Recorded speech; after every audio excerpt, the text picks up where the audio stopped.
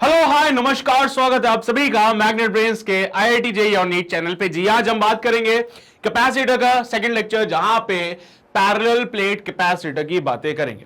भाई इससे पहले वाले लेक्चर में भी पैरेलल प्लेट कैपेसिटर को हमने ऑलमोस्ट पढ़ लिया था, समझ चुके थे कि भाई क्या होता है पैरेलल प्लेट कैपेसिटर। उसी से रिलेटेड कुछ और बातें आज के इस लेक्चर में हम कवर करेंगे, ठीक है। सो मेरा नाम आशीष कपलेश, मैं पिछले 6 सालों से जेईई एस्पिरेंट्स को पढ़ा रहा हूं। मोर देन 50,000 स्टूडेंट्स को मैं पढ़ा चुका हूं and now it's your turn. So भाई मेरी कई बातें आपके लिए कहीं ना कहीं काम की जरूर होगी, तो भाई फॉलो कर लेना, सुन लेना बातों को। पहली इंपॉर्टेंट बात यही होती है बेटा कि जो बातें मैं यहां पे बोल रहा हूं, जो टॉपिक मैं पढ़ा रहा हूं, उनको नोट करना जरूरी है। खाली हाथ कभी मत आना लेक्चर में, पेन और पेपर होना चाहिए नोट्स बनाने के लिए। इसके अलावा डीपीपी को सॉल्व करना बहुत जरूरी है। चैप्टर कंप्लीट होता है, लेक्चर कंप्लीट होता है, तो लेक्चर के कंप्लीशन पे आपको मिलती है एक डीपीपी, डेली प्रैक्टिस प्रॉब्लम। उनको सॉल्व कीजिए, वहां से आपको पता चलेगा कि आप उन क्वेश्चंस को सॉल्व कर पा रहे हैं जो आपने टॉपिक पढ़े थे उससे रिलेटेड जो है। अगर आप कर रहे हो बहुत अच्छी बात है, टॉपिक समझ आ रहा है, सारी चीजें परफेक्ट चल रही है। लेकिन अगर समस्या आ गई किसी क्वेश्चन में तो घबराओ मत, उसका सॉल्यूशन भी हमारे पास है, तो उसका सॉल्यूशन भी आपको मिल जाएगा, ठीक है। तो ये सारी चीजों की चिंता तुम मत करो। इसके अलावा बेटा अगर आप ये सारी चीजें कर रहे हो तो प्रैक्टिस क्वेश्चंस करने हैं, ज्यादा से ज्यादा क्वेश्चंस की प्रैक्टिस करनी है आप लोगों को। क्वेश्चंस आपको मिल जाएंगे हमारी तरफ से, इसकी चिंता बिल्कुल भी मत कीजिएगा, ठीक है। तो बस आप क्वेश्चन सॉल्व करो। कोई भी जो दिमाग में थॉट आता है ना कि सर क्वेश्चन कहां से करें, बुक कहां से करें, ये क्या करें, वो क्या करें, छोड़ दो सब कुछ। क्वेश्चन मेरे होंगे तो वो तुम्हें सॉल्व करने हैं बस, ठीक है। ये क्वेश्चन सॉल्व करने के बाद आप आएंगे प्रीवियस ईयर क्वेश्चंस पे। अब ये प्रीवियस ईयर क्वेश्चंस कहीं पे भी मिल जाएंगे, तो वो तो तुम लोग सॉल्व करो ही करो। पीवाईक्यू करने का फायदा ये है कि आपको पता चलता रहेगा कि उस चैप्टर से किस प्रकार के सवाल पूछे गए पिछले कुछ सालों में, तो वो एक आइडिया देता है आपको पीवाईक्यू, ठीक है। और लेवल भी पता चलता है कि किस लेवल के क्वेश्चन आए थे। तो बेटा यहां तक की एफर्ट्स आपकी है, आपको बस इतना सा करना है कि भाई ये सारी चीजें प्रॉपर्ली फॉलो करनी है, नोट्स बनाने हैं, शॉर्ट फॉर्मूला लिस्ट बनानी है, क्वेश्चंस की प्रैक्टिस करनी है, पीवाईक्यू सॉल्व करने हैं, डीपीपी सॉल्व करनी है, बस और कुछ नहीं। अगर आपने इस पैटर्न को फॉलो किया और अपने प्रिपरेशन को इसी हिसाब से लेके गए, सो ट्रस्ट मी बच्चे, आपका सिलेक्शन 100% होगा, इस बात की मैं गारंटी देता हूं, ठीक है। तो बस इतनी सी बात है, यहां तक की बात है तुम्हारी। इसके आगे मेरी जिम्मेदारी है, वो सारी चीजें मैं आपको समय समय पे प्रोवाइड कराता रहूंगा। आपके डाउट सॉल्विंग सेशंस होते रहते हैं। इसके अलावा टेस्ट पेपर वाला पार्ट भी आपके पास बहुत जल्दी आने वाला है, तो इसकी चिंता बिल्कुल भी मत कीजिए। बाकी आपकी जो गाइडेंस है, ये सारी चीजें आपको लेक्चर में कहीं ना कहीं मिलती रहेगी। तो ये सारी बातें मैं आपको अपनी तरफ से प्रोवाइड कराऊंगा, आप बस यहां तक संभाल लेना, ठीक है। आपने यहां तक संभाल लिया ना तो सिलेक्शन फिर तो पक्का ही है भाई, कोई नहीं रोकने वाला सिलेक्शन को, ओके। चलिए भाई, तो शुरू करते हैं हमारा आज का लेक्चर। पेन और पेपर होगा ही सही तुम्हारे पास। इससे पहले हमने बात करी थी बेटा कंडेंसर की। कैपेसिटर क्या था बेटा? एक डिवाइस था जो कि क्या कर रहा था, इलेक्ट्रिकल एनर्जी को स्टोर करता था और सप्लाई करता था सिर्फ एक बार। बैटरी की तरह नहीं कि कंटिन्यूअसली एनर्जी का सप्लाई करता रहे। कैपेसिटर एनर्जी की सप्लाई सिर्फ एक बार करेगा, और जैसे उसने एनर्जी की सप्लाई की, कैपेसिटर खत्म, डिस्चार्ज हो गया, कुछ मतलब नहीं अब कैपेसिटर का। तो कैपेसिटर एक डिवाइस है जो कि क्या करता है बेटा, इलेक्ट्रिकल एनर्जी को स्टोर करता है। तो यहां पे कैपेसिटर क्या करेगा, स्टोर करेगा इलेक्ट्रिक एनर्जी को। इलेक्ट्रिकल एनर्जी को वो क्या करता है, स्टोर करता है। बहुत बढ़िया। अगर मैं बात करूं एक स्फेरिकल आइसोलेटेड कैपेसिटर की, तो आई थिंक इसका कैपेसिटेंस निकालना आता है सभी को। तो एक स्फेरिकल आइसोलेटेड कैपेसिटर जिसका रेडियस है r, ठीक है। तो इसका कैपेसिटेंस जो होता है given by 4 pi epsilon not into r। I think ये बात आपको समझ आती है ना। C is the capacitance of a capacitor, और ये हमें बताता है कि कोई भी कैपेसिटर कितने एनर्जी को स्टोर कर सकता है, कितने चार्ज को स्टोर कर सकता है। तो किसी भी कैपेसिटर का डिफाइन करते हैं हम लोग क्या, कैपेसिटेंस।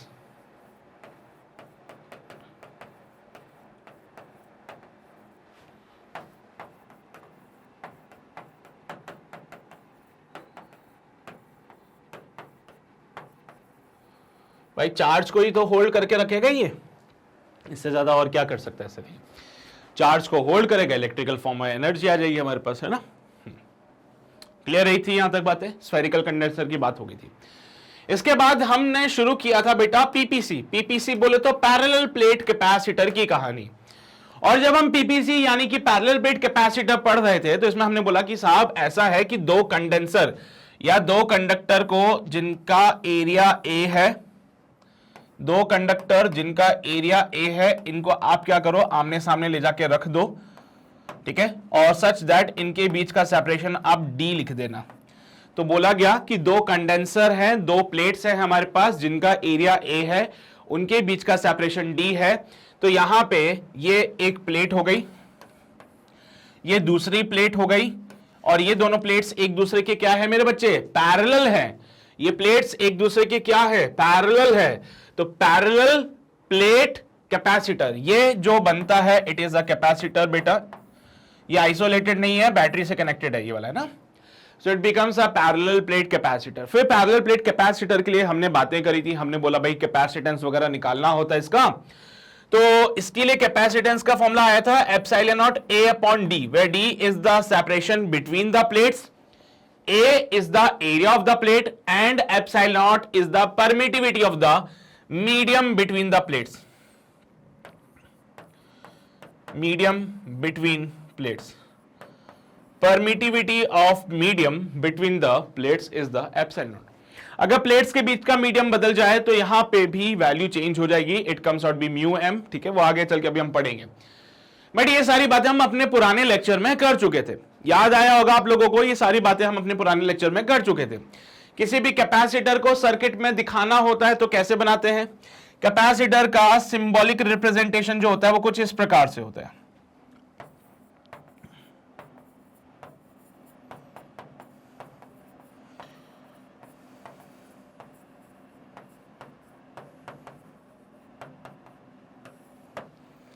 तो किसी भी कैपेसिटर का सिंबॉलिक रिप्रेजेंटेशन होता है वो कुछ इस प्रकार से होता है बेटा।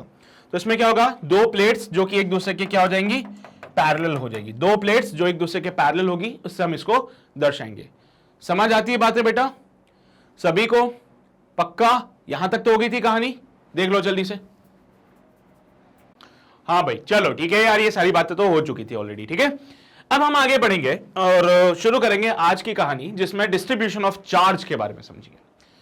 भाई दो कैपेसिटर हमें दिख रहे हैं यहां पे, ठीक है। इनिशियली सिचुएशन मैं यहां पे ड्रॉ कर देता हूं, this is the initial one and this is the final one.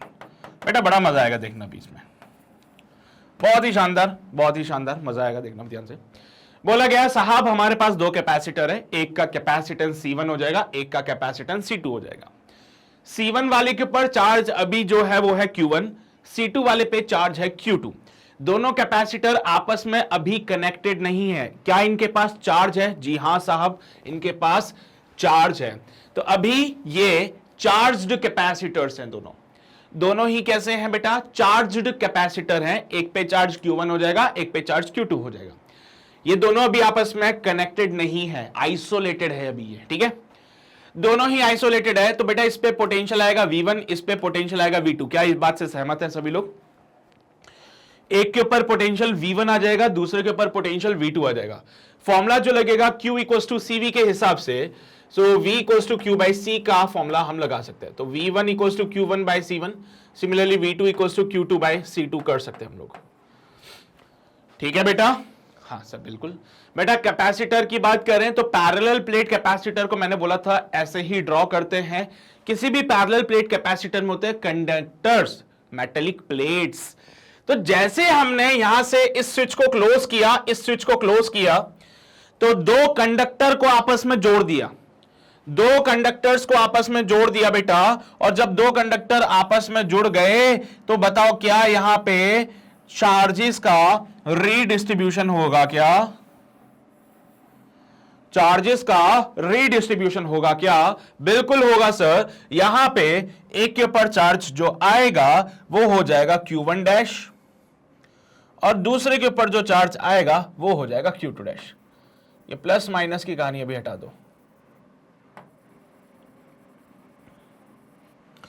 एक के ऊपर चार्ज आ जाएगा बेटा कितना? Q1 डैश, और एक पे चार्ज आएगा Q2 डैश। कैपेसिटेंस को इस बात से फर्क नहीं पड़ता है कि आपने अभी जोड़ा इनको कि नहीं जोड़ा है। पैरेलल प्लेट का जो कैपेसिटेंस होता है वो कांस्टेंट होता है, वो सिर्फ डिपेंड करेगा शेप और साइज ऑफ द प्लेट्स पे, है ना। हाँ, तो बेटा कैपेसिटेंस को फर्क नहीं पड़ता इस बात से कि भाई आपने कैपेसिटर्स को आपस में जोड़ा है कि नहीं जोड़ा, क्योंकि उसने बोल दिया साफ कि साहब मुझे इन सारी बातों से कोई मतलब नहीं है, मैं सिर्फ डिपेंड करता हूं एरिया पे और सेपरेशन बिटवीन द प्लेट्स पे। मैं किन फैक्टर्स पे डिपेंड करूंगा? कैपेसिटेंस बोलता है मैं डिपेंड करता हूं प्लेट्स के एरिया पे, मैं डिपेंड करता हूं प्लेट्स के बीच के सेपरेशन पे। इसके अलावा दुनिया में कुछ भी हो जाए मुझे इस बात से कोई फर्क नहीं पड़ता है, हम अपनी वैल्यू कांस्टेंट रखेंगे। समझ लो बेटा, हम अपनी वैल्यूज कांस्टेंट रखेंगे। Got it? ओके बेटा, जैसे ही आपने इनको ज्वाइन किया तो क्या चार्जेस का रीडिस्ट्रीब्यूशन हुआ? यहां पे चार्ज Q1 डैश, यहां पे चार्ज Q2 डैश, ठीक है। बेटा क्या ये पूरा सिस्टम आइसोलेटेड है? सोच लो, क्या कोई बैटरी वगैरह से कनेक्टेड है क्या आपस में? नहीं है सर। अगर ये पूरा सिस्टम आइसोलेटेड है, बैटरी से कनेक्टेड नहीं है, तो बेटा कंजर्वेशन ऑफ चार्ज कहता है कि इनिशियल चार्ज बराबर फाइनल चार्ज।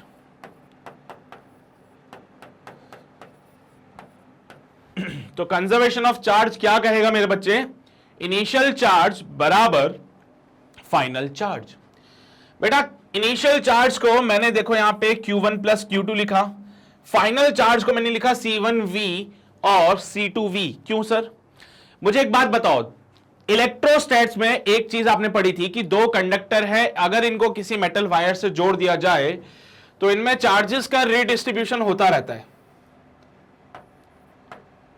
अगर दो कंडक्टर्स हैं और इनको किसी मेटेलिक कंडक्टर से जोड़ दिया जाए, मेटेलिक वायर से जोड़ दिया जाए, तो इनमें चार्जेस का रीडिस्ट्रीब्यूशन होता है। मान लो हो सकते हैं यहां पे चार्ज Q1 डैश आएगा, यहां पे चार्ज Q2 डैश आ जाएगा। लेकिन बेटा साफ बात यह है कि अगर यहां पे Q2 बनाते हैं, जैसे मैंने इनको जोड़ा आपस में, तो यहां पे चार्ज होगा Q1 डैश और यहां पे चार्ज हो जाएगा Q2 डैश। पहले इस पे पोटेंशियल होगा V1, इस पे पोटेंशियल होगा V2। जब हम इनको जोड़ देते हैं तो बेटा इनमें चार्जेस का रीडिस्ट्रीब्यूशन होता रहता है। इनमें चार्जेस का रीडिस्ट्रीब्यूशन कब तक होगा? जब तक इसका जो पोटेंशियल है ये इसका भी वही पोटेंशियल हो जाए। तो बेटा कहते हैं कि लेवल सेम होना चाहिए। जैसे मैंने आपको बताया था कि दो टंकी है हमारे पास, एक में ज्यादा पानी है, एक में कम पानी है। अगर दोनों टंकियों को पाइप से जोड़ दिया जाए, ठीक है, दो टंकी हमारे पास, एक में ज्यादा पानी, एक में कम पानी, तो भाई अगर मैं दोनों को पाइप से जोड़ दूं तो क्या होगा? सर ज्यादा पानी जहां पे है वहां से पानी फ्लो करके कम वाली में जाएगा। और ऐसा कब तक होता रहेगा बेटा? ऐसा तब तक होता रहेगा जब तक कि दोनों में सेम लेवल ऑफ वाटर ना हो जाए।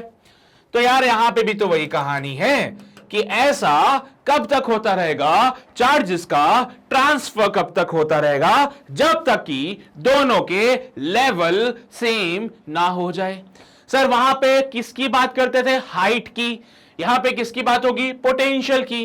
बेटा हाइट का डिफरेंस था तभी पानी फ्लो हुआ, पोटेंशियल का डिफरेंस था तभी चार्ज का फ्लो हुआ।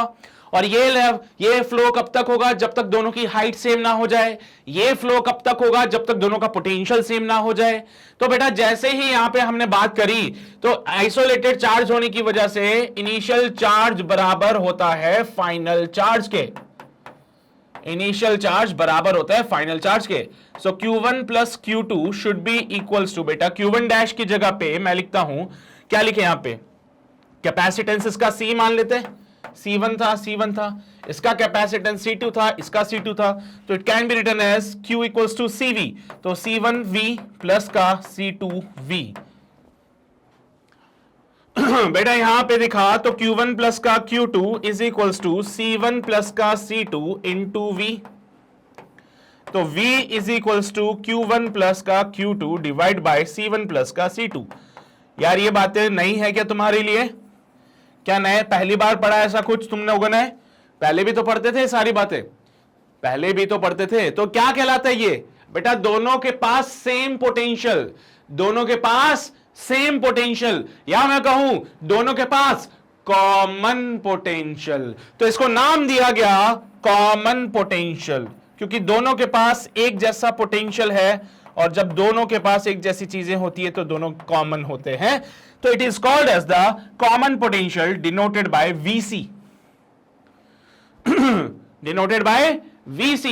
तो कहा गया कि अगर दो कैपेसिटर आपके पास हैं, पहले चार्ज थे, लेकिन जैसे आपने इन दोनों को आपस में कनेक्ट किया, there will be redistribution of charge. मुझे नहीं पता कौन हायर पोटेंशियल पे कौन लोअर पोटेंशियल पे होगा, जानते होंगे ये लोग, इनकी आपसी मामले, मुझे फर्क नहीं पड़ता। लेकिन मैं एक बात समझ चुका हूं कि हायर पोटेंशियल से लोअर पोटेंशियल की तरफ चार्ज का फ्लो होगा। अब हो सकता है हायर पोटेंशियल पे V2 हो सकता है हायर पोटेंशियल पे V1 हो, मैं नहीं जानता। बस मैं इतना जानता हूं कि हायर पोटेंशियल से लोअर पोटेंशियल की तरफ चार्ज का ट्रांसफर होगा, और जब चार्ज का ट्रांसफर होगा तो चार्ज की वैल्यू दोनों कैपेसिटर पे चेंज हो जाएगी। तो यहां पे अगर चार्ज Q1 है तो यहां पे चार्ज Q1 डैश हो जाएगा, यहां पे चार्ज Q2 है तो यहां पे चार्ज Q2 डैश हो जाएगा। बेटा चार्ज का ट्रांसफर कब तक चलता रहेगा? जब तक कि दोनों पे एक जैसा पोटेंशियल ना आ जाए। चार्ज का ट्रांसफर कब तक चलता रहेगा? जब तक दोनों पे एक जैसा पोटेंशियल ना आ जाए। पहले इस पे पोटेंशियल V1 था, इस पे पोटेंशियल V2 था, आज देखा इस पे पोटेंशियल Vc है, इस पे भी पोटेंशियल Vc है, Vc की वैल्यू हमने निकाल ली है, and this is the final answer. अगर कोई आपसे बोले कि भाई दो कैपेसिटर्स हैं हमारे पास साहब, उनको आपस में जोड़ दिया है, तो बताओ फाइनल पोटेंशियल कितना होगा? हमने निकाल दिया Q1 plus Q2 by C1 plus C2, Q1 plus Q2 by C1 plus C2। अब मेरे नादान बच्चे Q1 को क्या लिखेगा?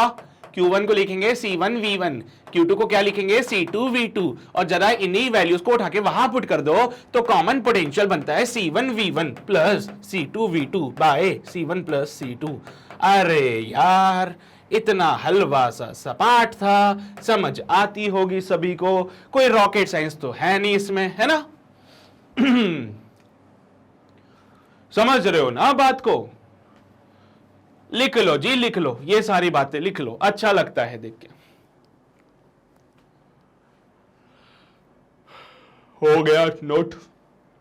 हाँ, इसके बाद वो आपसे बोल सकते हैं कि भाई साहब मुझे ना Q1 डैश का वैल्यू तो बता दो, मैं तरस गया हूं Q1 डैश की वैल्यू देखने के लिए, साथ ही साथ मुझे Q2 डैश की वैल्यू बता दो, मैं इसके लिए भी तरस चुका हूं। Q1 Q2 तो हमें पता है, Q1 Q2 तो हम जानते हैं, लेकिन हमें जरा Q1 डैश और Q2 डैश की वैल्यू बता दो, हम भी खुश हो जाएंगे, है ना? दिल हल्का हो जाएगा हमारा, हम समझ जाएंगे अच्छा चार्जेस का रीडिस्ट्रीब्यूशन हुआ। तो बेटा Q1 डैश को लिखा जा सकता है C1 into VC, C1 into VC। Similarly Q2 dash को लिखा जा सकता है C2 इंटू VC। अब now we have the formula for the VC, यहां से उठाओ VC को, उठा के पुट कर दो यहां पे। बेटा ये रहा VC का फॉर्मूला, VC का कोई सा भी फॉर्मूला उठा के यहां पुट कर दो, VC का कोई सा भी फॉर्मूला उठा के वहां पुट कर दो, तो क्या मिलेगा बच्चे? Q1 डैश और Q2 डैश, Q1 डैश और Q2 डैश। आई होप अभी आपको बातें समझ आ रही होगी। कर लो जरा मेहनत, देखो तो क्या बनती है कहानी। कर लो जरा मेहनत, देखो कहानी में कुछ ट्विस्ट तो नहीं आ गया।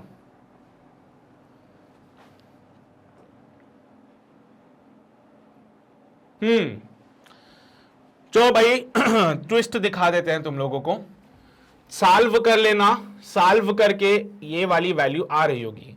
तुम्हें भी पता है कि Q1 डैश को लिखते हैं C1 into VC, C1 into VC की जगह Q1 plus Q2 by C1 plus C2। क्या मैंने कुछ नया लिख दिया जो इन्होंने नहीं लिखा था, कि मैंने अलग तरीके से लिख दिया थोड़ा सा? क्या मेरी लिखी हुई बातें और इनकी लिखी हुई बातों में अंतर है? कोई अंतर नहीं है सर, बिल्कुल साफ साफ लिखा है आपने भी। और सिमिलरली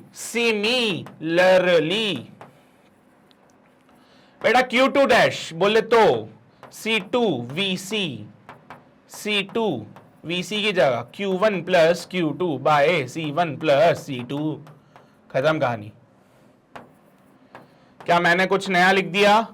क्या मैंने कुछ ऐसा लिखा जो इन्होंने नहीं लिखा था? नहीं सर, आपने भी वही लिखा जो इन्होंने लिखा। अरे कहाँ अंतर है? ये और मैं एक ही तो बात है ना, हम एक ही है। चलिए भाई साहब अगला मुद्दा जो आता है वो होता है लॉस ऑफ एनर्जी का। अगला मुद्दा जो है वो लॉस ऑफ एनर्जी का है। सर सही बात बोल रहे हो आप, क्योंकि एनर्जी का फॉर्मूला पढ़ा था Q² बाई 2C पढ़ा था ना, या फिर हाफ CV² बोल लो।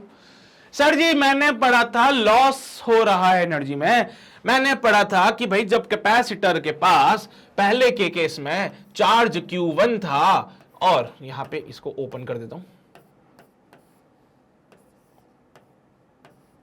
यहां पे चार्ज Q1 था, यहां पे चार्ज Q2 था, कैपेसिटेंस C1 कैपेसिटेंस C2। तो बेटा यहां पे इनिशियल केस था, ये था कि नहीं था? बिल्कुल था साहब। सो ये हमारे पास क्या था? इनिशियल केस था। फाइनली हुआ क्या? फाइनली हुआ यूं सर कि आपने इनको कर दिया आपस में कनेक्ट, और जैसे आपने इनको आपस में कनेक्ट किया सो ऐसा हुआ कि इस पे चार्ज आ गया Q1 डैश, इस पे चार्ज आ गया Q2 डैश, कैपेसिटेंस पे तो कोई फर्क पड़ता नहीं है, तो Q1 डैश और Q2 डैश आ गया, चार्ज की वैल्यू में कुछ तो चेंजेस हुए हैं। तो बेटा यहां पे चार्ज की वैल्यू कम हो गई, या फिर मैं ऐसे सिंपली पोटेंशियल भी लिख सकता हूं, यहां पे इसका पोटेंशियल V1, इसका पोटेंशियल V2, इसका पोटेंशियल Vc, इसका भी पोटेंशियल Vc। तो भाई पोटेंशियल में भी वेरिएशन आया होगा, तो एनर्जी का फॉर्मूला लगाते हैं यहां पे, तो क्या 1/2 Q²/C होता है बेटा? यहां पे बोलो ना, क्या वो Q1 और C1 लिखा जाएगा यहां पे? ये तो पहले वाले कैपेसिटर की एनर्जी हुई, दूसरे वाले कैपेसिटर की एनर्जी 1/2 Q2² C2 होता है। तो यहां से टोटल एनर्जी की बात करें, सो टोटल आती है 1/2 Q1²/C1 प्लस 1/2 Q2²/C2। सर एक काम करो ना, V के टर्म्स में लिखो, बड़ा मजा आएगा। देखो चार्ज में तो फिर आपको Q1 डैश का वैल्यू पुट करना पड़ेगा, इतनी बड़ी वैल्यू Q1 डैश की है, हम नहीं जाएंगे। एक काम करो, इसको V के टर्म्स में लिख लो, क्योंकि वो चार्ज में जब आप Q1 डैश का वैल्यू पुट करोगे बड़ी परेशानी होगी वहां पे, फिर कॉम्प्लिकेटेड हो जाएगा Sahib. So half C1 V1 का स्क्वायर, हाफ C2 V2 का square, U equals to half C1 V1 का square plus half C2 V2 का स्क्वायर।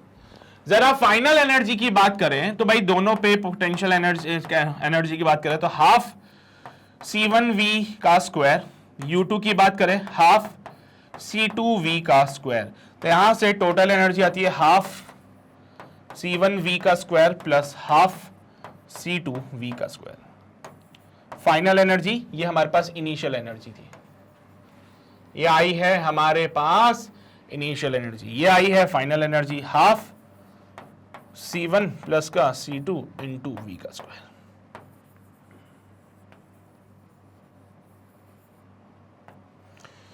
बेटा वो इनिशियल एनर्जी, ये फाइनल एनर्जी, देख के पता चलता है परिवर्तन तो हुआ है।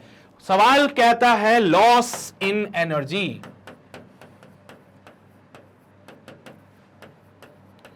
तो मेरे नादान बच्चे, लॉस इन एनर्जी बोले तो U इनिशियल माइनस का U फाइनल करना पड़ेगा, और इसको जब आप सॉल्व करोगे तो हाफ ऑफ C1 V1 का square plus half of C2 V2 का स्क्वायर, ये तो हो गया इनिशियल एनर्जी, माइनस का half of C1 plus C2 into V का स्क्वायर। ठीक है, तो this is the delta U। Delta U बोले तो लॉस इन एनर्जी। इसको सॉल्व करना पड़ेगा बेटा। इसको सॉल्व करो, कैसे करें सर सॉल्व? आओ जरा अगले पेज पे देखते हैं। So delta U comes out be half C1 V1 का square plus half C2 V2 का स्क्वायर माइनस का half C1 plus C2 into V का स्क्वायर। बेटा V is the common potential, half C1 V1 square plus half C2 V2 का square minus का half, और चलो C1 plus C2 into बेटा V का स्क्वायर, यानी कि C1 V1 plus C2 V2 divide by C1 plus C2 का whole square. Clear है ये बातें? सभी को क्लियर रहेगा ना सब कुछ? चलो देखते हैं। तो हाफ C1 V1 का square plus half C2 V2 का स्क्वायर माइनस का हाफ, बेटा एक C1 प्लस C2 से C1 प्लस C2 मार दिया जाए तो C1 V1 plus C2 V2 का whole square divide by C1 plus C2 हो जाएगा। समझ रहे हो ना बेटा? ये स्क्वायर में था, अरे ये स्क्वायर में है, एक से एक मर जाएगा, अभी भी एक बचा हुआ है वो लिख दिया नीचे। इस C1 प्लस C2 को इधर से मल्टीप्लाई कर देते हैं, या फिर कुछ और करने की उम्मीद हो तुम्हारी तो वो कर सकते हो भाई। फिर तो एक ही काम बचा है यार, C1 C2 को ही कर देते हैं यहाँ पे। तो delta U is equal to half C1 V1 का square into C1 plus C2 plus का हाफ C2 V2 का square into C1 plus C2 minus का half C1 V1 plus C2 V2 का होल स्क्वायर। और बेटा इसके पूरे के एलसीएम में क्या आ जाएगा, इसके पूरे के अपॉन में क्या आएगा, C1 प्लस C2 आ जाएगा कि नहीं आएगा, बोलो हाँ कि ना। हाँ सर, बेहतरीन, मजा ही आ गया। अब चलो और दिमाग लगाते हैं थोड़ा सा अगले पेज पे। तो बेटा यहां पे डेल्टा यू को लिखा मैंने, डेल्टा यू को लिखा पहले तो यार ये 1/2 निकाल दो सब में से बाहर, ये बड़ा आफत कर रही है 1/2 सब में से बाहर निकाल दिया मैंने, और यहां पे C1 प्लस C2 के साथ लिख दिया इसको। तो 1/2 C1 प्लस का C2, क्या ये बात सही रहेगी? अब कहानी शुरू करते अपनी।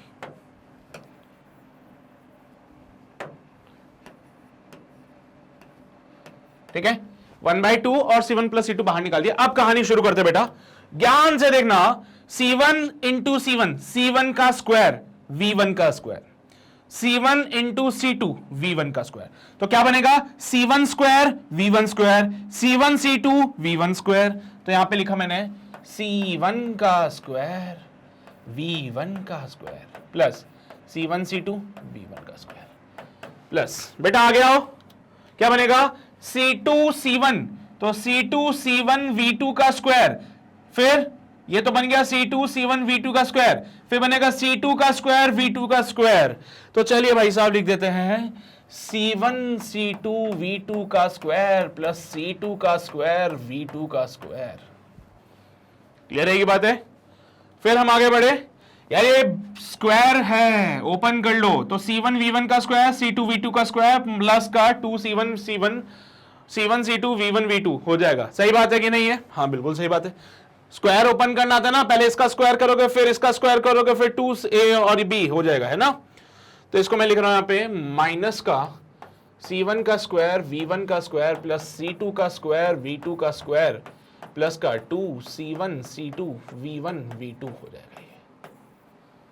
अच्छा जी, so delta U can be written as 1/2 times of C1 plus का C2। मेरे बच्चे जरा वो माइनस का साइन अंदर तो लेके चलो, C1 का स्क्वायर V1 का square plus C1 C2 V1 का square plus C1 C2 V2 का स्क्वायर प्लस C2 का स्क्वायर V2 का स्क्वायर माइनस का C1 square V1 square minus का C2 square V2 square minus का 2C1 C2 V1 V2। जो चीजें cut सकती हैं उनको काट देंगे, जैसे C1 स्क्वायर V1 स्क्वायर से C1 स्क्वायर V1 स्क्वायर मर जाएगा, C2 स्क्वायर V2 स्क्वायर से C2 स्क्वायर V2 स्क्वायर मर जाएगा। So we are left with delta U is equals to 1 divide by 2 times of C1 plus C2। ये तो चल रहा अलग अलग से, ये बनेगा बेटा देखो जरा C1 C2 V1 square, C1 C2 V1 का square plus C1 C2 V2 का स्क्वायर माइनस का 2 C1 C2 V1 V2 हो जाएगा बेटा। ये क्या बोले सर, C1 C2 कॉमन आ रहे दोनों में, तो delta U is equals to C1 C2 divide by 2 times of C1 plus का C2। अंदर कौन रह जाएगा, यहां रहेगा V1 का स्क्वायर प्लस V2 का स्क्वायर माइनस का 2 V1 V2। अरे यार ये तो V1 माइनस V2 होता है। अंदर क्या रह जाएगा, V1 का स्क्वायर प्लस V2 का स्क्वायर माइनस का 2 V1 V2।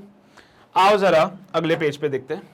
सो डेल्टा U जो बनेगा it can be written as 1/2 C1 C2 divide by C1 plus का C2 इंटू, बेटा ये क्या V1 माइनस V2 का होल स्क्वायर है, तो this can be written as V1 minus V2 का whole square.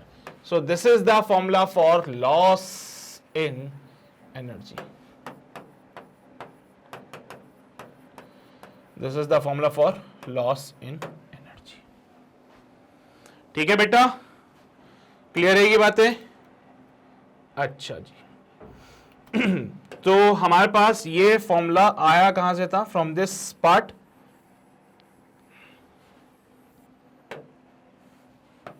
U initial minus U final, ये वाला हमारे पास फॉर्मूला आ गया बेटा। इसमें करेक्शन कर लेना, देखो हमने डेरिवेशन किया, हमने बिल्कुल सही किया, लेकिन यहां पे एक करेक्शन थी, यहां पे V1 माइनस V2 होना था, ठीक है। तो यहां पे V1 माइनस V2 होना था और यहां पे हमने वो करेक्शन कर ली, ठीक है। तो डेरिवेशन करते समय आपको पता चला वो चीजें कि हो गया रहा असल में, तो यही फॉर्मूला हमने पूरा डेराइव किया वहां पे, तो उसको देख लो, वो जरूरी है। तो एक काम करो, नोट करना शुरू करेंगे ये सारी बातें, राइट फ्रॉम हियर सब कुछ लिखना है बेटा, सारी चीजें जरूरी है, ठीक है। Q1 डैश Q2 डैश की वैल्यू निकाली थी, उसके बाद आता है लॉस ऑफ एनर्जी का। जब भी दो चार्ज कैपेसिटर्स को कनेक्ट करेंगे तो there will be the loss of energy when two charged capacitors are connected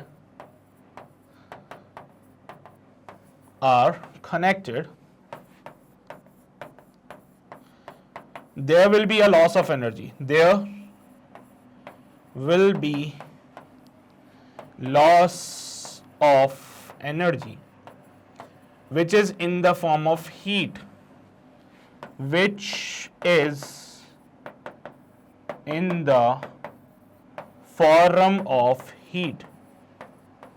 अब हीट किस में होगी सर? उन वायर्स में जिससे आपने इनको कनेक्ट किया था। तो ये जो वायर्स आपने कनेक्ट की हुई है ना सर, यहां पे देखो, ये जो वायर्स आपने जोड़ रखी है ना, इन वायर्स में से हीट निकल रही है, इन वायर्स में से हीट निकलेगी। तो जो भी एनर्जी का लॉस हुआ वो कहां गया? In the form of heat, और वो हीट कहां पे होगी? इन वायर्स के थ्रू निकलेगी, ठीक है भाई। वायर गर्म हो जाएगी ना, चार्ज का फ्लो होगा, चार्ज का फ्लो बोले तो करंट होता है, जब भी करंट फ्लो करता है तो वायर में हीट प्रोड्यूस होती है। ये होता है जूल्स लॉ ऑफ हीटिंग से पता चलेगा अभी आगे चल के। बट अभी के लिए जो एनर्जी का लॉस हुआ वो इतनी एनर्जी लॉस हुई है, और वो लॉस किस फॉर्मेट में होगा?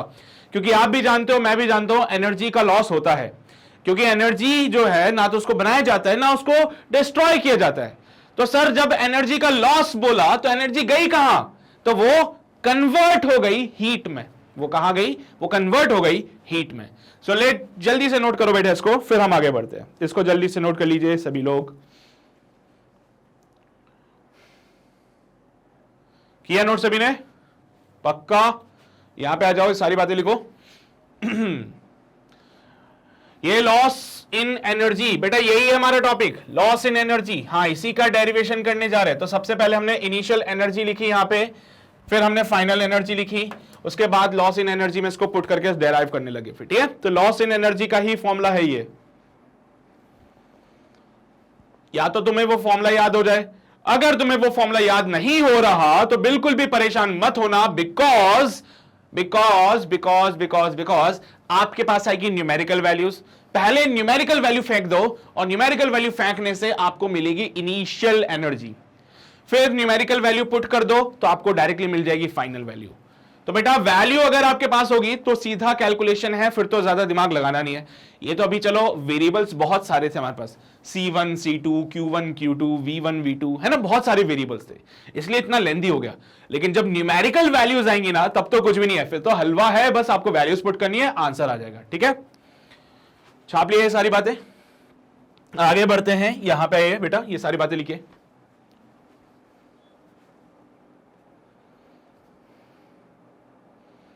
लिखा सभी ने? इधर आइए, ये सारी बातें लिखिए। लिख लिए भी सभी ने? और फाइनली हम यहां पे, this is the formula for the loss of energy. Loss of energy, loss of energy,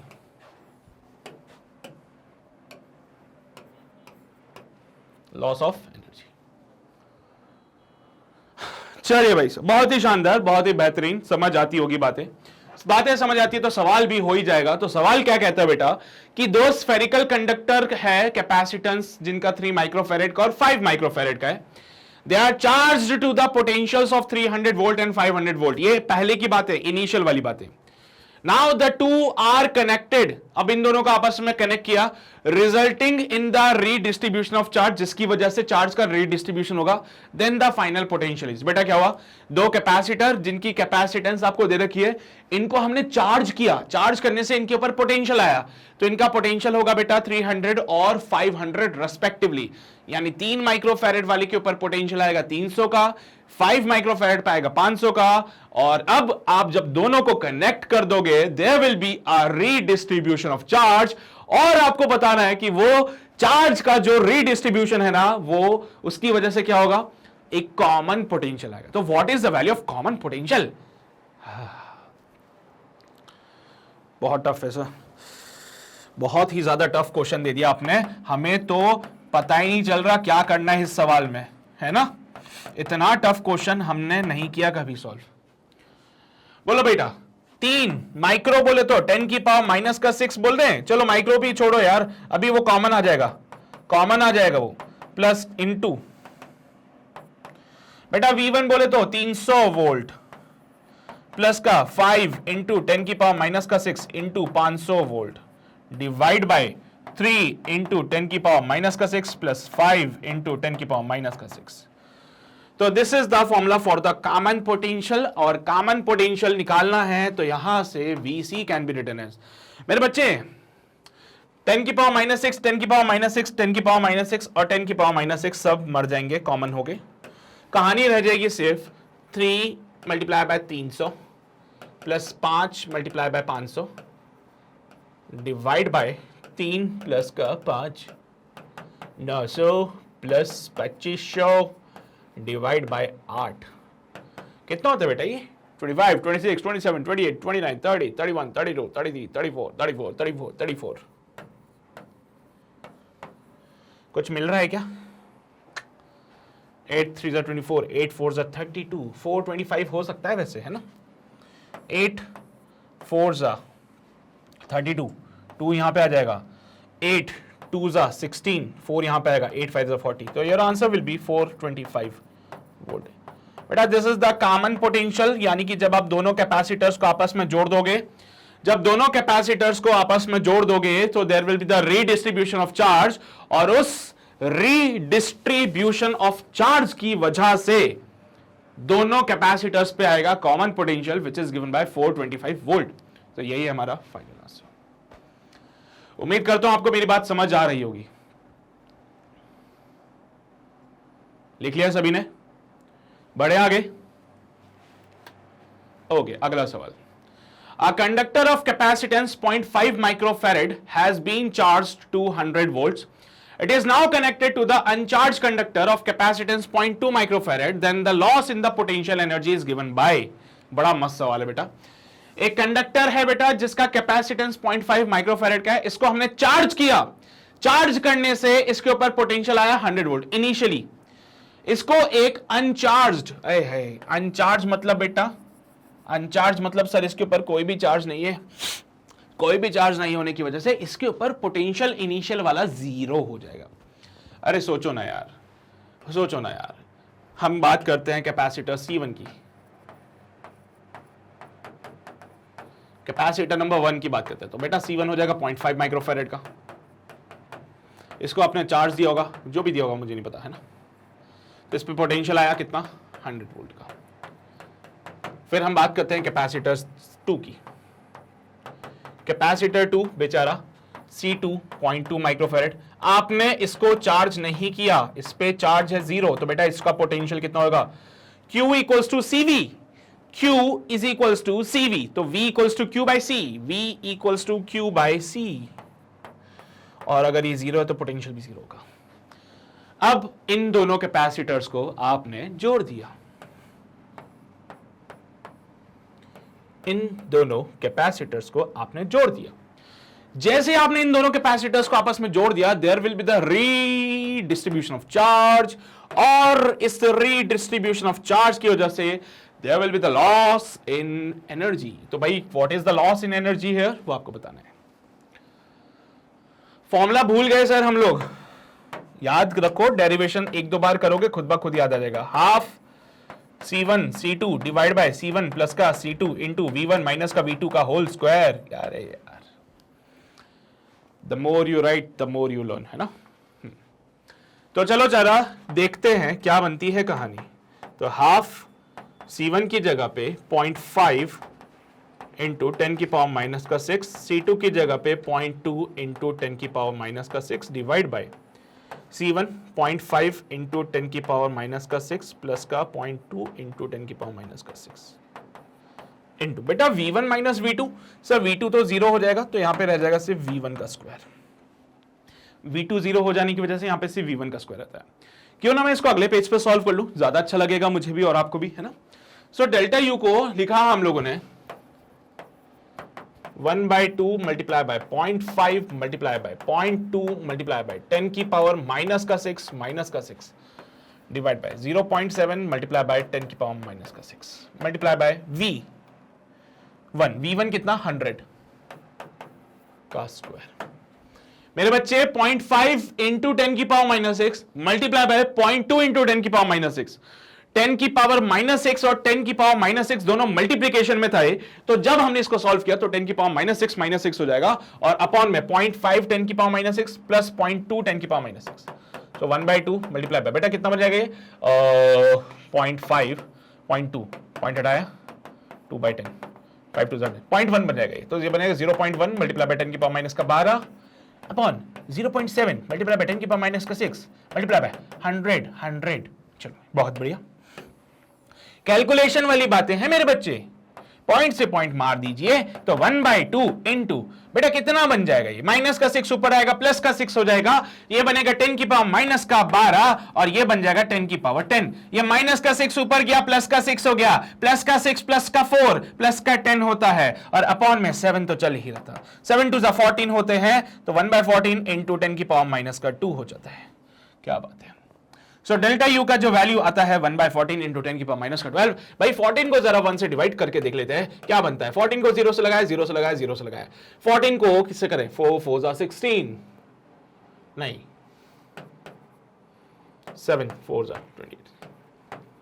क्या बात है सर, मजा ही आ गया। फिर 2 आ जाएगा, डॉट लगवाए 0 आएगा 14, तो 0.071 मल्टीप्लाई बाय 10 की पावर माइनस का 2।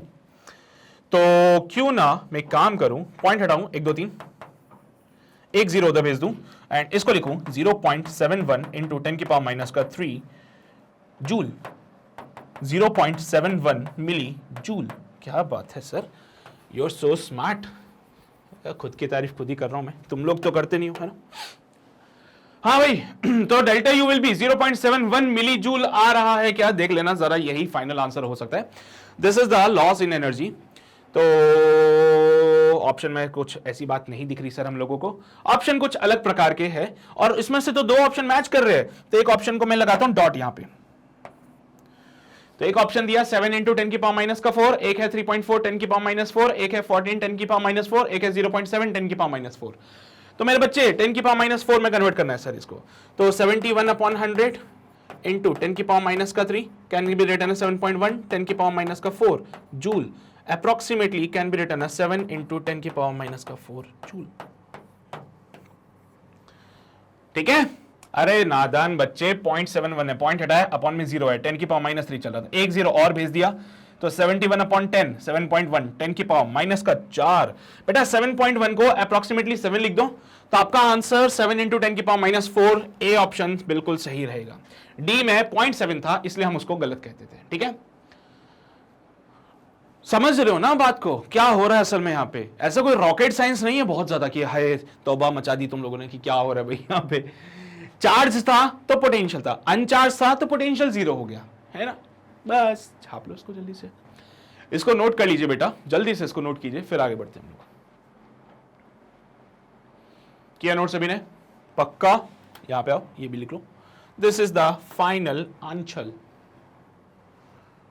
अच्छा ठीक है, चलिए भाई साहब आगे बढ़ते हैं हम लोग, आगे बढ़ेंगे, पैरेलल प्लेट कैपेसिटर की कुछ चंद बातें और करेंगे, क्योंकि आप लोग सभी इंटेलिजेंट हो, सभी समझदार हो, जानते हो कि कोई भी पैरेलल प्लेट कैपेसिटर की अगर हम बात करें तो उसका कैपेसिटेंस होता है epsilon not A upon D. लेकिन आपने कंडीशन नहीं लगाई साथ में। कंडीशन? कैसी कंडीशन सर? अरे मेरे नादान बच्चे, 2 प्लेट्स हैं, उनका एरिया अगर आपको ए दे रखा है, प्लेट्स के बीच का सेपरेशन डी दे रखा है, तो ये जरूर बताइए कि प्लेट्स के बीच में मीडियम क्या है। What is the medium in between the plates? अगर वो एयर है, अगर वो एयर है तो फॉर्मूला लगा दो बेझिझक, लेकिन अगर वो मीडियम बदल गया ना मेरे बच्चे, अगर ये प्लेट्स के बीच का मीडियम बदल गया ना तो फॉर्मूला भी बदल जाएगा। तो देखो जरा कैसे बदलता है सर, ये कैसे अपना रंग बदल लेता है ये। तो जब हमने एक पैरेलल प्लेट कैपेसिटर बनाया जिसके प्लेट्स का एरिया ए है, एरिया ऑफ प्लेट्स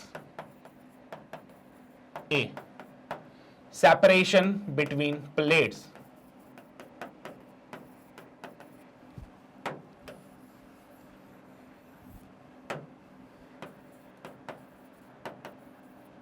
डी। तो बेटा यहां पे जरा गौर फरमाएंगे, ये हमारे पास एक पैरेलल प्लेट कैपेसिटर है। अब अगर आप इसका कैपेसिटेंस लिखते हो epsilon not A upon D, भाई आंख बंद करके तुमने फॉर्मूला लिख दिया, लेकिन ये बहुत गलत बात है। तुम्हें ये जानने का पूरा अधिकार है कि प्लेट्स के बीच का मीडियम क्या है। तो अगर प्लेट्स के बीच में एयर है तो ये फॉर्मूला बिल्कुल 100% सही है, कोई नहीं मना करेगा इस फॉर्मूले के लिए। कहानी बदल जाती है जब कोई और आ जाता है जीवन में, ठीक है। जब तक तुम थे तब तक बढ़िया चल रहा था, लेकिन जैसे कोई और आ गया तो भाई रंग बदल जाता है उसके बाद, जानते हो ना। हाँ जी, तो भाई पहले एयर था तो बढ़िया थी, है ना, epsilon not A by D बढ़िया सारा था। एयर के अलावा अगर उसके बीच में कोई और आ गया, अगर उनके बीच में कोई और आ जाए तो रंग बदल जाएगा और यहां पे कैपेसिटेंस भी बदल जाएगा। यहां पे कोई मीडियम है, मीडियम का dielectric constant K is the dielectric constant. K क्या है? Dielectric constant of medium. जानते हो, केमिस्ट्री में पढ़ा होगा तुम लोगों ने डाई इलेक्ट्रिक कांस्टेंट के बारे में। पढ़ा है तो बहुत अच्छी बात है, नहीं पढ़ा तो पढ़ लोगे, चिंता मत किया करो सारी चीजों के लिए।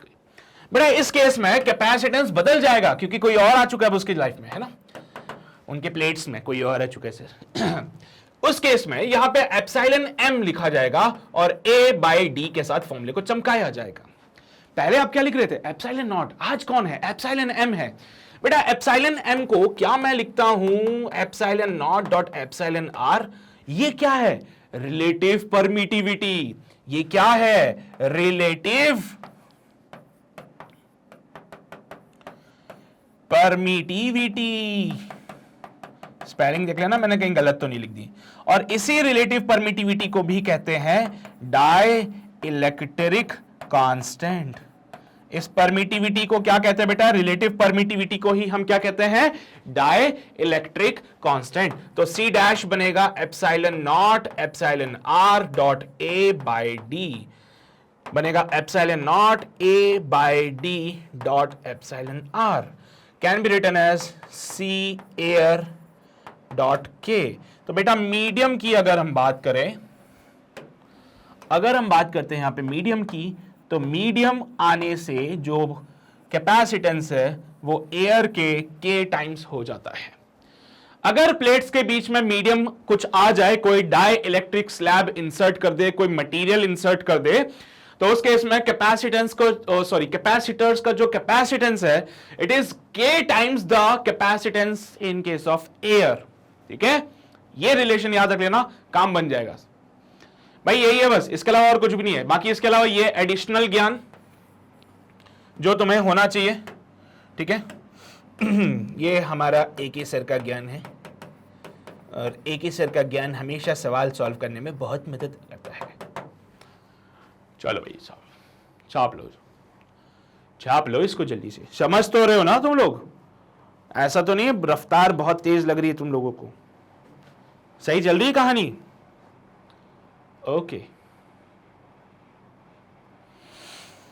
यहां पे आओ बेटा। क्या यही सारी बातें मैंने यहां पे लिख के बता दी तुम लोगों को? मैं क्या बोल रहा हूं, जो ये लिखे जो मैं लिखूं एक ही बात है, लेकिन मैं अपनी राइटिंग से लिखता हूं ताकि आपको अच्छे से समझ आ जाए। इनकी राइटिंग अच्छी होती खैर, बट ठीक है यार, मेरी राइटिंग ने क्या बिगाड़ा है? इतना अच्छा तो लिखता हूं, साफ सुथरा, समझ तो आता है सब कुछ। तो जब एयर होगा तो फॉर्मूला ये बना, लेकिन जब यहां पे प्लेट से फिल कर दिया जाए जिसका डाइलेक्ट्रिक कांस्टेंट के है, तो मीडियम का जो हो जाएगा वो K times of C of air हो जाएगा। ये हम बता दिया आपको, ठीक है। छाप लो जो, फिर छाप लो जल्दी से, ठीक है। ओके, यहां पे आओ। ये कितना अच्छा लिख रहा है सब कुछ। ये मैंने एयर के लिए बोला था, इसको भी अच्छे से लिख देता हूं, लिख देता हूं यहाँ पे कि it is for the air. पता चलना चाहिए भाई सारी बातों का, पता चले 2 साल बाद कॉपी खोल के देख रहे हैं हम लोग, है ना, 2 साल नहीं 1 साल बाद ही, या चलो 1 साल भी नहीं बोलूंगा मैं, अच्छा शुभ शुभ बोलना है। तो भाई अगर 3-4 महीने बाद ही किताब खोल के देखो तो पता चलना चाहिए कि यहाँ पे एयर के लिए था फॉर्मूला और वो मीडियम के लिए था। ठीक है, चलो आगे बढ़ते हैं, हम लोग आगे बढ़ेंगे और कुछ स्पेशल केसेस यहाँ पे हम आज डील करेंगे।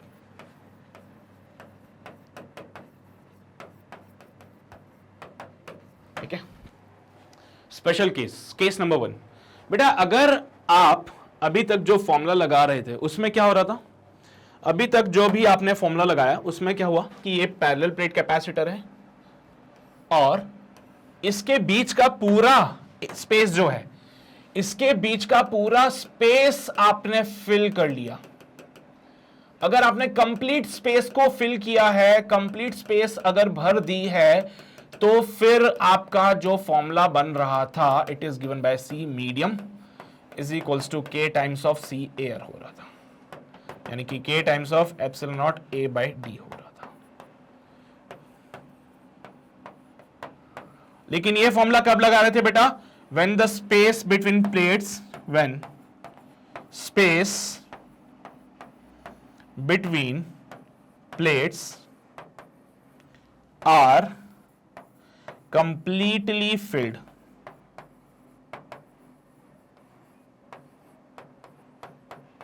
अगर प्लेट्स के बीच का जो स्पेस है उसको कंप्लीटली फिल कर दिया जाए तो फिर आप ऐसी बातें कह सकते हो, प्लेट्स के बीच का सेपरेशन है d, प्लेट्स का एरिया जो होगा, एरिया वो हो जाएगा a।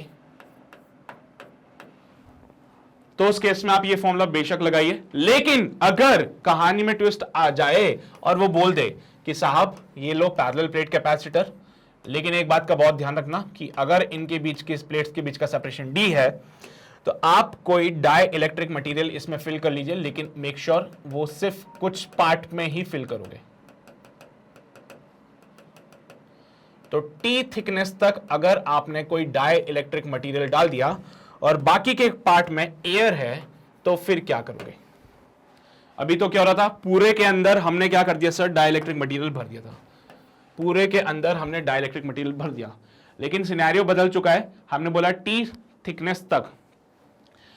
थिकनेस तक आपने डाइलेक्ट्रिक मटेरियल रखा, उसके अलावा बाकी सब कुछ एयर है। अब बताओ इस केस में कैपेसिटेंस कैसे निकालोगे। हाँ भाई, कैपेसिटेंस कैसे निकालें इस केस में फिर।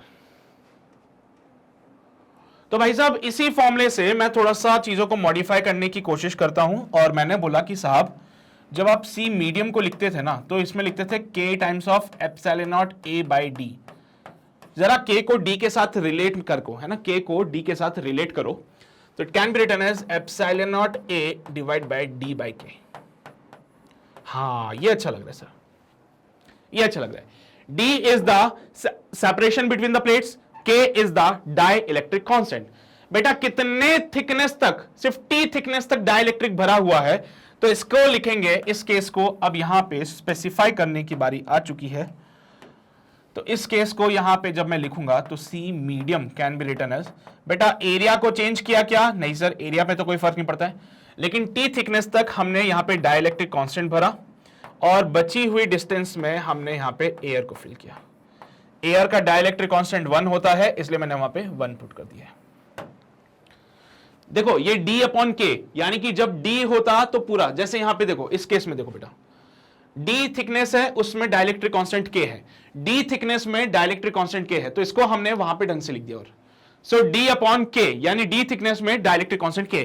लेकिन सर अगर पूरा स्पेस ना भरा हो तो T थिकनेस से अंदर अंदर हमने डाइलेक्ट्रिक को भरा है, तो कोई बात नहीं, T अपॉन K कर दो, बची हुई थिकनेस कितनी हो जाएगी सर, बची हुई थिकनेस होगी D माइनस का T। तो उसमें कौन है, एयर है, तो D माइनस का T अपॉन एयर का डाइलेक्ट्रिक कांस्टेंट 1 होता है, तो ये फॉर्मूला बनता है फॉर दिस सिनेरियो। तो इसको छाप लो एक बार जल्दी से, फिर हम आगे बढ़ते हैं। क्लियर है ये बातें। अच्छा यहीं पे सिनेरियो को बदल दूं और ऐसा कुछ कर दूं कि ये हमारे पास प्लेट्स है, ध्यान से सुनना बेटा, बड़ा मजा आएगा भी। ये प्लेट है सर, इतने से पार्ट में जो हमने डाइलेक्ट्रिक भरा है उसका डाइलेक्ट्रिक कांस्टेंट K1 है, यहां पे थिकनेस हमने T1 ले ली, इतने से पार्ट में जो हमने डाइलेक्ट्रिक भरा है वो है K2 और इसकी थिकनेस हमने T2 ले ली। इतने से पार्ट में हमने जो डाइलेक्ट्रिक भरा है वो है K3 और इसकी थिकनेस T3 ले ली। तो बेटा बताओ जरा क्या होगा इस केस में formula. What will be the capacitance of this capacitor. तो इस कैपेसिटर का कैपेसिटेंस जो होगा दैट इज गिवन बाय, बेटा क्या फॉर्मूला पढ़े थे तुम लोग, epsilon not A upon sir D by K था। तो बस इसी फॉर्मूले से इंस्पायर हुए।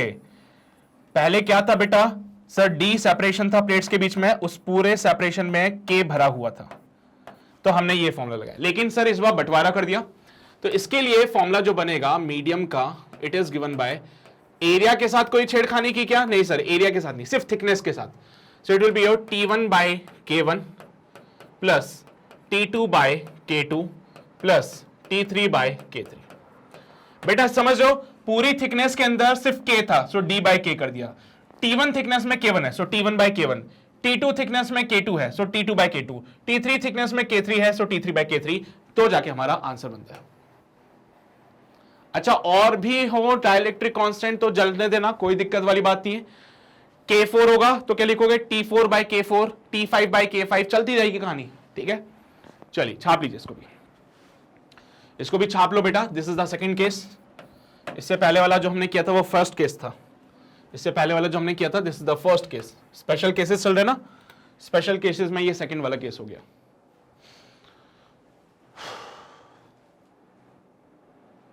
चलिए क्लियर है ये बातें, देख लो बेटा सारी बातें हो चुकी है। ये देखो ये वाला केस है T1 by K1 plus T2 by K2 plus T3 by K3 और कहानी चलती जाएगी, ठीक है। तो इसका डायग्राम अगर तुम्हें बनाना हो तो डायग्राम कुछ इस प्रकार से बन जाएगा इसमें।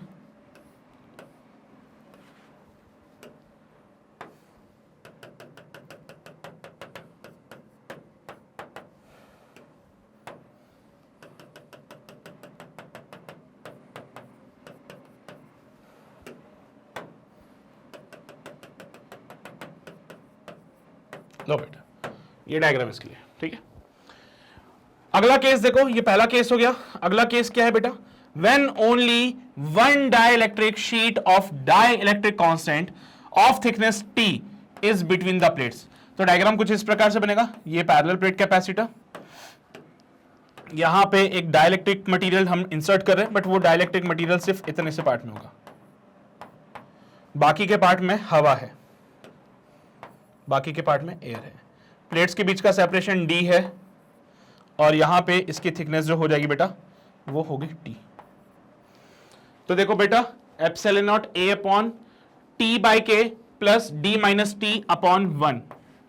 बेटा D माइनस T अपॉन 1, जिसको कि कुछ लिखने की जरूरत नहीं होती, ये भी बता दिया था मैंने आपको पहले। तो ये दो केस तो क्लियर हो गए थे। अब दोनों केसेस में देखो बेटा एरिया, क्योंकि एरिया वाला पार्ट यही रिप्रेजेंट हो रहा है, क्योंकि प्लेट का एरिया तो ऐसे बनेगा कुछ बेटा, समझ रहे हो बात को। प्लेट का जो एरिया बनेगा वो कुछ इस प्रकार से बनेगा, इधर की तरफ जाता हुआ ऐसा। बेटा क्या पूरे एरिया में डाइलेक्ट्रिक भरा हुआ था, हाँ साहब पूरे एरिया में डाइलेक्ट्रिक भरा हुआ था, कुछ ऐसा बनेगा ये। 3 डायमेंशन अगर बनाने की कोशिश करो तो इसका 3 डायमेंशनल व्यू अगर आप चाहते हो तो कुछ इस प्रकार से बनेगा। ये ध्यान से देखना, ये प्लेट हो गई हमारी, ठीक है। इसमें पहला डाइलेक्ट्रिक मटेरियल भरने जा रहा हूं।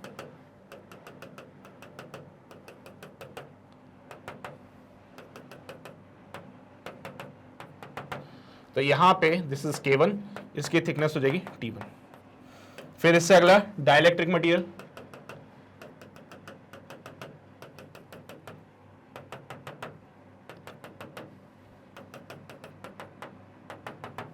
इसकी थिकनेस हो जाएगी T2 और इसका डाइलेक्ट्रिक कांस्टेंट K2। समझ रहे हो, 3 डायमेंशनल व्यू दिख रहा है इसका बेसिकली। फिर हम आए थर्ड वाले पे।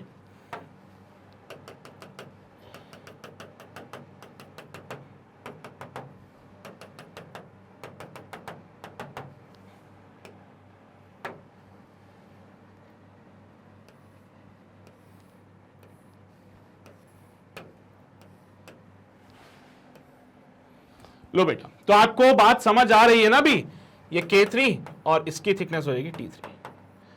तो आप समझो बात को बेटा, जो डाइलेक्ट्रिक आपने भरे ना वो पूरे एरिया को कवर कर रहे, सिर्फ बंटवारा हो रहा था थिकनेस का।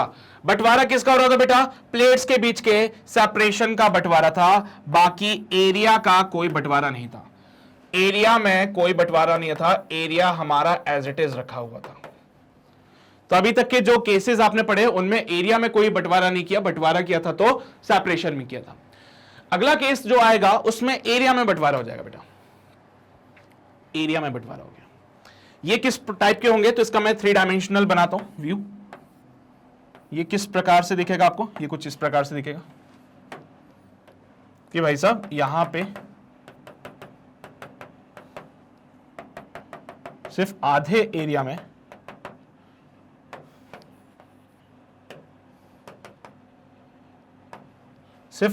एरिया में आपने एक डाइलेक्ट्रिक मटेरियल रखा और बाकी के आधे एरिया में आपने दूसरा डाइलेक्ट्रिक रखा। ठीक है, और यहां पे मैं दूसरी प्लेट लगा देता हूं।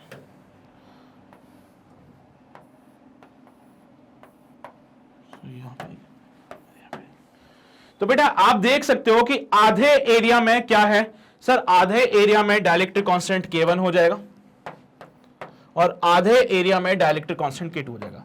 क्या बेटा प्लेट्स के बीच के सेपरेशन का बंटवारा किया यहां पे? नहीं sir, separation between the plates कोई बंटवारा नहीं किया। बंटवारा हुआ तो एरिया का, यहां पे एरिया A1 आ जाएगा, यहां का एरिया A2 आ जाएगा। तो अगर एरिया का बंटवारा हो चुका है, एरिया का अगर बंटवारा हो चुका है मेरे बच्चे, तो फिर कैसे करें इसको सॉल्व? अगर एरिया का बंटवारा हो गया तो क्या करें sir? C equals to epsilon naught A upon D होता था और K यहां लगता था। इस बार किसका बंटवारा हुआ? एरिया का। तो K को किसके साथ चिपका दो? एरिया के साथ चिपका दो। पहले किसका बंटवारा हो रहा था? सेपरेशन का। तो K को कहां लेके थे? K को लेके थे सर सेपरेशन के पास। देखो जरा, जिसका बंटवारा हो जाए K को उसके पास लेके जाओ। जिसका बंटवारा हो रहा है, जिसका बंटवारा हुआ K को उसके पास लेके जाओ। अभी सेपरेशन का बंटवारा हो रहा था तो K को सेपरेशन के पास ले गया। अब हमारे इस सिनेरियो में एरिया का बंटवारा हुआ तो K को एरिया के पास लेके जाओ, यानी कि this can be written as epsilon naught upon D। D के साथ कुछ नहीं होगा, KA। ऐसी कहानी बनेगी।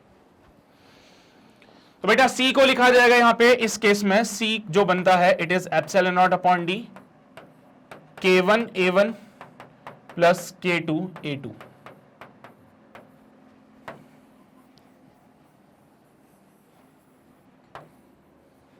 तो इस केस में जो कैपेसिटेंस आएगा it is given bye K1 A1 plus K2 A2 और साथ में एप्सिलॉन नॉट अपॉन D, क्योंकि प्लेट्स के बीच का सेपरेशन सेम है D। इनके बीच में हमने K के साथ रिलेट कर ही दिया ऑलरेडी, तो उसकी चिंता मत करना बिल्कुल। बस एरिया का बंटवारा हो रहा था इसलिए K को एरिया के साथ एडजस्ट किया इस बार हम लोगों ने। देख लो बेटा, क्लियर है ये बातें? अब सवाल कैसा भी करे, मिक्स करे, कुछ भी करे, परेशान बिल्कुल भी मत होना। जहां पे एरिया का बंटवारा है वहां पे एरिया का फॉर्मूला लगा देना, जहां पे लेंथ का बंटवारा हो रहा होगा तो वहां पे लेंथ के लिए जो फॉर्मूला था वो लगा देना। ठीक है, छाप लीजिए इसको भी। ये हमारा तीसरा स्पेशल केस हो गया। ठीक है, सो ये हमारे कुछ चंद स्पेशल केसेस है जिनको आपको कंसीडर करना है, क्वेश्चन सॉल्विंग के लिए काम आएगा ये सब कुछ। छाप लो इसको जल्दी से।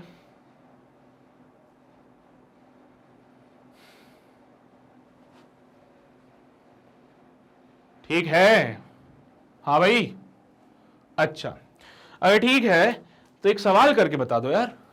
सवाल कहता है एक पैरेलल प्लेट कैपेसिटर है जिसके स्क्वायर प्लेट्स है और साइड दे रखा है 0.5 metre. They are separated by 0.01 metre. Find the capacitance of the capacitor if the plates are put in water having the dielectric constant 80। Find its new capacitance.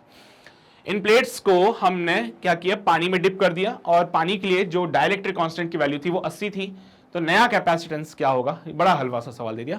अभी हम धीरे धीरे बढ़ाएंगे लेवल को। ठीक है, अभी और क्वेश्चंस करेंगे इस लेक्चर में, नहीं तो अगले लेक्चर में से क्वेश्चंस को कंटिन्यूएशन में रखेंगे। ठीक है, किया ट्राई। सो क्या क्या गिवन है सर हम लोगों को? तो सर इस सवाल में जो हम लोगों को गिवन है वो है कि साइड एरिया निकाल सकते हैं हम लोग प्लेट्स का, साइड का स्क्वायर करके एरिया निकाल सकते हैं साइड का स्क्वायर करके। तो 0.5 इंटू 0.5 0.25 मीटर का स्क्वायर। प्लेट्स का सेपरेशन जो है वो है 0.01 मीटर। और डाइलेक्ट्रिक कांस्टेंट का वैल्यू 80 दे रखा है।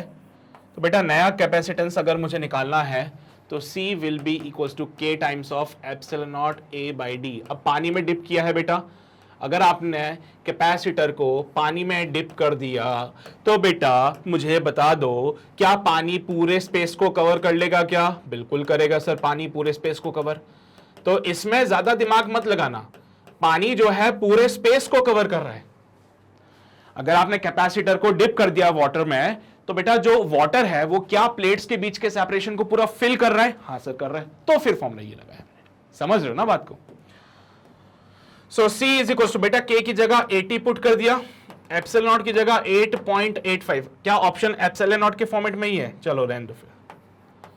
बेटा एरिया हो जाएगा 0.25 डिवाइडेड बाय सेपरेशन जो है वो है 0.01। सो C का जो वैल्यू बनेगा 80 multiply by 25 multiply by epsilon not divide by 1। समझते हो ना बेटा, पॉइंट से पॉइंट मर जाता है। तो C का वैल्यू बनता है कितना? 25 इंटू 8 200, 25 इंटू 8 8 5 40, 8 2 16, 200। तो ये होता है 200 और जीरो भी है साथ में है, जीरो भी है साथ में। चलो फिर तो ये 2000 एप्सिलॉन नॉट बन जाएगा। चलिए भाई, तो answer will be your 2000 epsilon not, जो कि ऑप्शन में नहीं मिला तो हमने बना दिया। ऑप्शन में हमें ऐसी चीजें नहीं मिली तो हमने एक नया ऑप्शन बना दिया 2000 एप्सिलॉन नॉट करके। कोई बात नहीं बेटा, आंसर तो समझ आया ना, जरूरी आंसर समझना है। ऑप्शन में क्या, ऑप्शन मिटा दूंगा फिर क्या करोगे?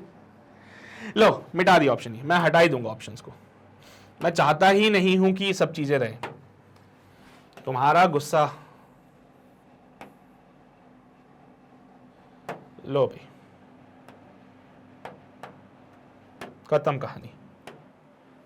हाँ भाई बोलो, क्या आंसर सही रहेगा? 2000 एप्सिलॉन नॉट। बहुत बढ़िया। हाँ, जो चीज हमें पसंद नहीं हम उसको मिटा देते हैं जानी। क्लियर रहेगी बातें बेटा सभी को? देख लो भाई, छाप लो जल्दी से, फिर आगे बढ़ते हैं। ठीक है, सच में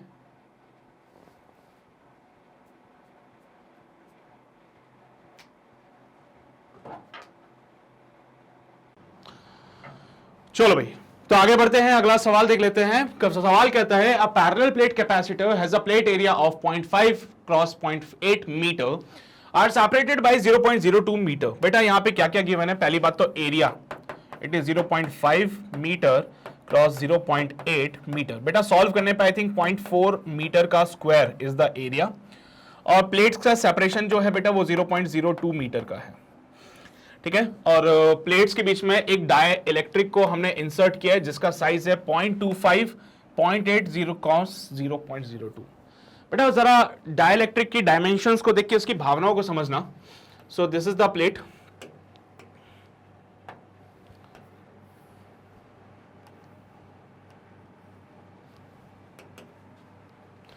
सो this is the plate. Plate का जो डायमेंशन है वो कुछ इस प्रकार से बेटा, इट इज योर 0.5 0.8। तो मान लीजिए ये वाला अगर 0.8 है, सॉरी ये 0.5 हो जाएगा, दिस पार्ट इज ये 0.8,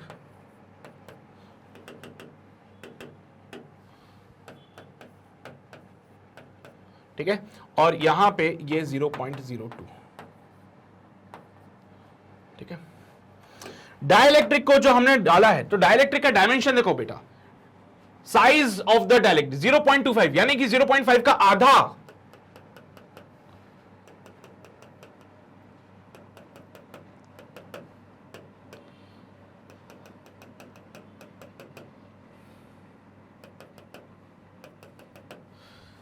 जीरो 0.5 का आधा 0.25 होता है, यानी कि जो डाइलेक्ट्रिक है वो सिर्फ हाफ एरिया तक है, सिर्फ वो हाफ एरिया तक है। ओके सर, ठीक है, खुश हो तुम लोग मेरी बातों से? बाकी के हाफ एरिया में क्या है सर? कुछ नहीं है, हवा है। बाकी के हाफ एरिया में क्या है सर? सिर्फ हवा। सो ये एक पैरेलल प्लेट कैपेसिटर जिसके डायमेंशंस है 0.5, 0.8 और यहां पे प्लेट्स का सेपरेशन था 0.02। एक डाइलेक्ट्रिक जिसका साइज होना चाहिए 0.25, मैं लिख देता हूं साइज यहां पे, इट इज योर 0.25। ये वाला साइज तो आपको पता ही है 0.8 रहेगा और ये वाला साइज रहेगा 0.02 वाला। ठीक है, तो ये 0.25, 0.8, 0.02, 0.25, 0.8, 0.02, 0.8 अंदर की तरफ जा रहा है बेटा। तो क्या बेटा इसका डाइलेक्ट्रिक कांस्टेंट K हो जाएगा? बिल्कुल हो जाएगा सर। यहां पे नीचे क्या है? नीचे तो सर वातावरण, हवा, बढ़िया मस्त एकदम। एसओ के लिए फॉर्मूला जो आपने लिखा था, it is given by epsilon naught by D K1A1 plus K2A2 करना था सर। K1 की वैल्यू अगर मैं बात करूं तो आई थिंक वो 12 है, और अगर मैं यहां पे K2 की वैल्यू की बात करूं तो आई थिंक वो 1 है, क्योंकि एयर के लिए डाइलेक्ट्रिक कांस्टेंट 1 ही होता है। एयर के लिए डाइलेक्ट्रिक कांस्टेंट 1 होता है। ठीक है, ओके सर, पुट करिए यहां पे। So it is given by epsilon naught upon D 12A1 plus का A2। यार A1 और A2 कैसे निकाले सर? A1 A2 कैसे निकाले? साफ दिख रहा है कि ये सिर्फ आधे एरिया को यूटिलाइज कर रहा है, बाकी के आधे एरिया में एयर है। दिख रहा है तुम लोगों को भी? 0.5 का आधा 0.25, बाकी सारी चीजें सेम है, बाकी सारी चीजें सेम है, यहां से आधा हो गया, यानी कि आधा एरिया यूटिलाइज कर रही है और आधे एरिया में कौन है? एयर है। तो मैं बोलूंगा A1 और A2 दोनों बराबर है, लेकिन वो A/2 के हो बराबर होंगे बेटा।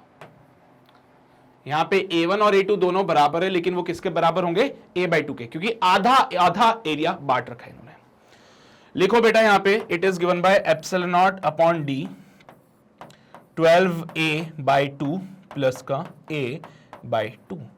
बेटा A/2 कॉमन निकाल दीजिए बाहर, तो यहां पे C बन जाएगा एप्सिलॉन नॉट A/2D, और अंदर रहेगी कहानी 12 प्लस 1 की। अंदर कहानी रहेगी 12 प्लस 1 की। बेटा 12 प्लस 1 कितना? 13 होता है। सो 13 एप्सिलॉन नॉट A/2D। तो इस सिनेरियो के लिए कैपेसिटेंस आ रहा है 13 epsilon naught A divide by 2D। Let's solve this on the next page. तो अगले पेज पे जब आपने इसको सॉल्व किया तो C का value 13 epsilon not A/2D। Let's put the values बेटा। 13 मल्टीप्लाई बाय 8.85, 10 की पावर माइनस का 12 इंटू एरिया बेटा 0.4 है, divided by 2 multiply by separation कितना है? 0.02 का। Got it? पॉइंट हटाया तो यहां पे 2 0 आए, पॉइंट हटाया तो अपॉन में 1 0 आया। बेटा 2 2 जा 4 होता है, तुम भी जानते हो, मैं भी जानता हूं, तो 4 से ये 2 और ये 2 मर जाएंगे। कहानी में कौन बचेगा? सिर्फ 13 मल्टीप्लाई बाय 8.85 इंटू 10 की पावर माइनस का 12 इंटू 10। बेटा 8.85 को जब मैं 13 से मल्टीप्लाई करता हूं, सो आई गॉट द वैल्यू 3 5 जा 15, 8 3 24 25, 8 3 24 25 26, 5 8 8, 8 7 15 11, 2 के बाद 115.05।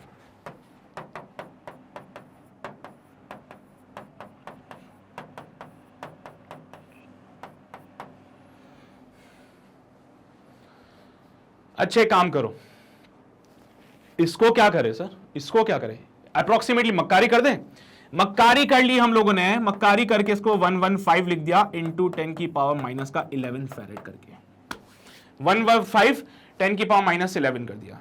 बेटा एक काम करो, 100 से मल्टीप्लाई करो, 100 से डिवाइड कर दो, कहानी बड़ी मस्त बन जाएगी। 100 से मल्टीप्लाई कर दो, 100 से डिवाइड कर दो, तो C का जो वैल्यू अप्रोक्सीमेटली बनेगा इट विल बी 115 इंटू 10 की पावर माइनस का 11 मल्टीप्लाई बाय 100 डिवाइड बाय 100। क्या इक्वेशन पे कोई फर्क पड़ता है इससे? नहीं सर। ये 100 को इधर ले जाओ, इट विल बी 1.15 इंटू बेटा 10 की पावर 9 10 11 माइनस का 9 फैरेड। तो इसको हम ऐसा लिख सकते हैं 1.15 को 1.15 1.15 2 1.2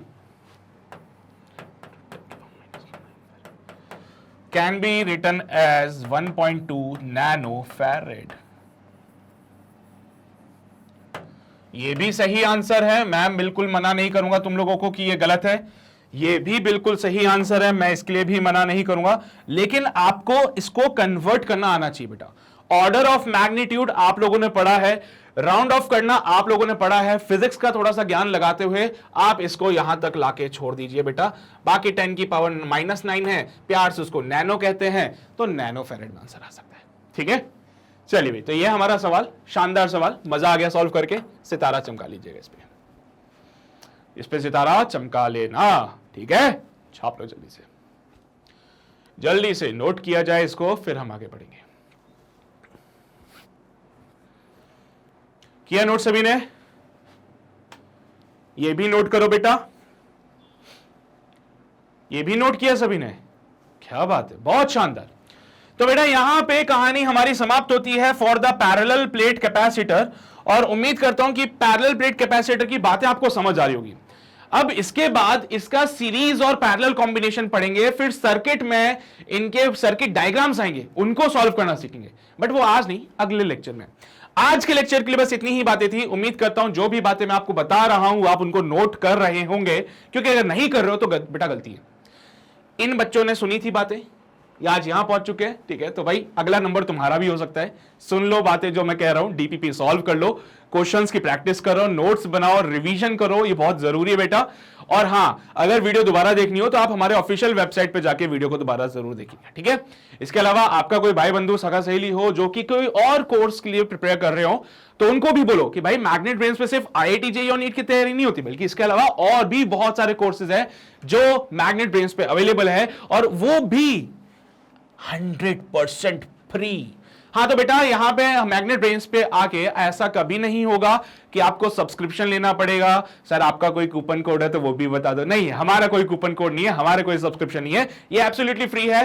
तो आपको वीडियोस एक बार देखने हैं, 2 बार देखने हैं, 10 बार देखने हैं, 100 बार, 1000 बार, अपने पड़ोसियों को दिखाना है, सबको दिखाओ यार जाके। मैं तो बोलता हूं अपने दोस्तों तक ये बात फैला दो कि यहां पे 100% क्वालिटी एजुकेशन मिल रही है, वो भी एब्सोल्युटली फ्री। ठीक है, तो भाई जाके ढिंडोरा पीटना है बस तुम लोगों को। ठीक है, बाकी चैनल पे अगर नए हो तो वो जो लाल बटन है उसको दबा दो, उसके बगल में जो घंटा है उसको बजा दो, सो दैट आप कोई नोटिफिकेशन मिस ना करे। और अपने दोस्तों तक तो बताओगे ये बात। सेशन अगर पसंद आया तो लाइक जरूर कर दीजिएगा। ठीक है, तो मिलते हैं आपसे अगले सेशन में, तब तक अपना ध्यान रखिए, पढ़ाई करते रहिए। All the very best.